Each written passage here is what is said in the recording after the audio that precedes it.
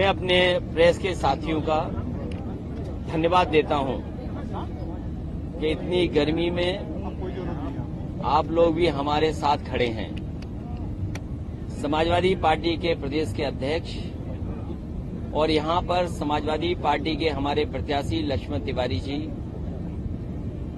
हमारी पार्टी के प्रकोष्ठ के अध्यक्ष व्यास जी, मरकाम साहब और यहाँ के हमारे संगठन के अंसारी जी, मैं इन सबका धन्यवाद देता हूँ। इनके माध्यम से और आपके माध्यम से आई हुई जनता का मैं आभार प्रकट करता हूँ कि अपना सब काम छोड़ करके और उम्मीद से ज्यादा समर्थन दिखाई दिया।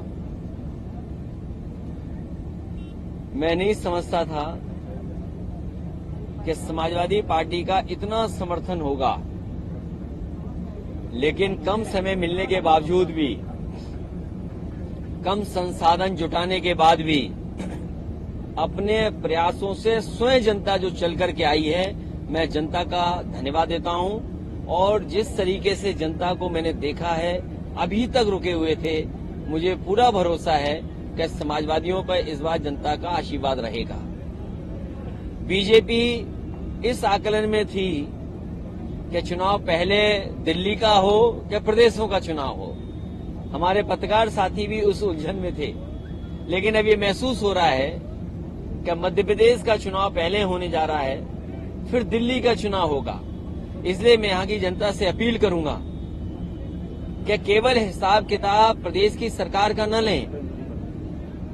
प्रदेश की सरकार तो कई वर्षों से यहाँ चल रही है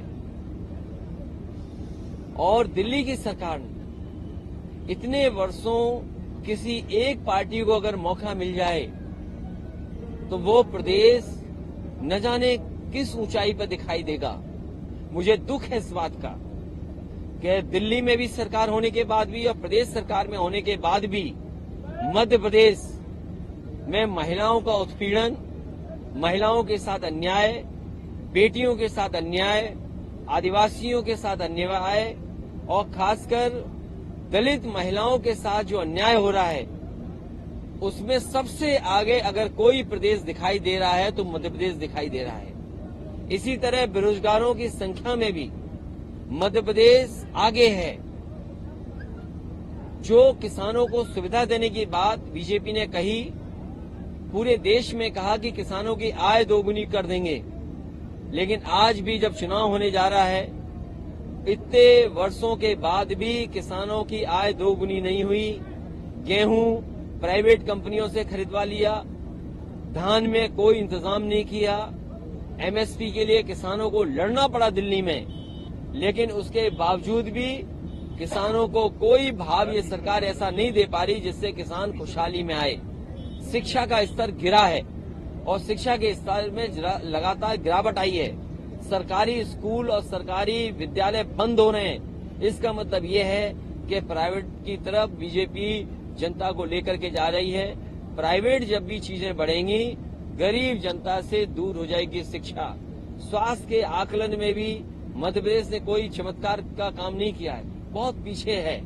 स्वास्थ्य के क्षेत्र में कहने को तो ये कह सकते हैं कि उन्होंने मेडिकल कॉलेज बनाए हैं, लेकिन जो सुविधाएं गरीबों को होनी चाहिए, जो सुविधाएं तुरंत मिलनी चाहिए, वो सुविधाएं ये सरकार नहीं दे पा रही है।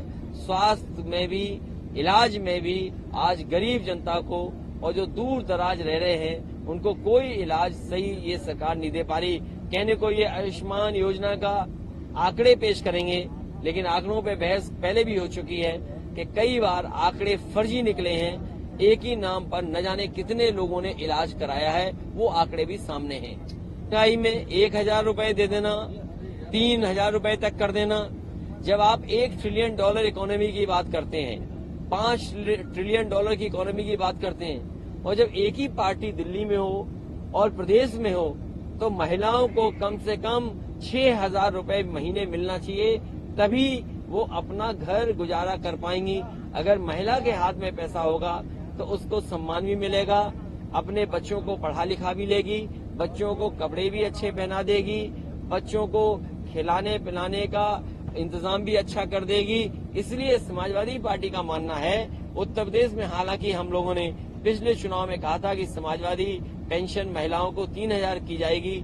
हमें खुशी इस बात की कि देश में सबसे पहले अगर पेंशन ही देने की योजना और खासकर गरीब महिलाओं को, आदिवासी और पिछड़ी दलित महिलाओं को किसी ने शुरू किया था तो समाजवादी लोगों ने किया था और वही उदाहरण दूसरे प्रदेशों में बनाए। समाजवादी पार्टी का मानना है कि जब तक 6,000 रुपए आप नहीं दोगे तब तक हमारी माँ अपने बेटों को, बच्चों को देखभाल, पढ़ाई नहीं करा पाएगी, न घर का इंतजाम कर पाएगी।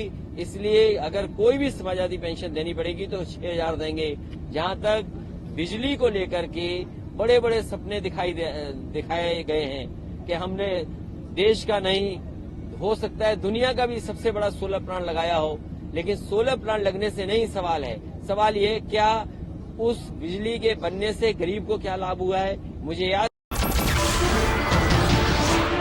नमस्कार, मैं हूं मानक गुप्ता। अगर आपको हमारा ये वीडियो पसंद आया हो तो इसे लाइक और शेयर जरूर करें और हां, हमें सब्सक्राइब और फॉलो करना ना भूलें ताकि आप देश और दुनिया की कोई खबर मिस ना करें। तो जुड़े रहिए हमारे साथ और देखते रहिए News 24।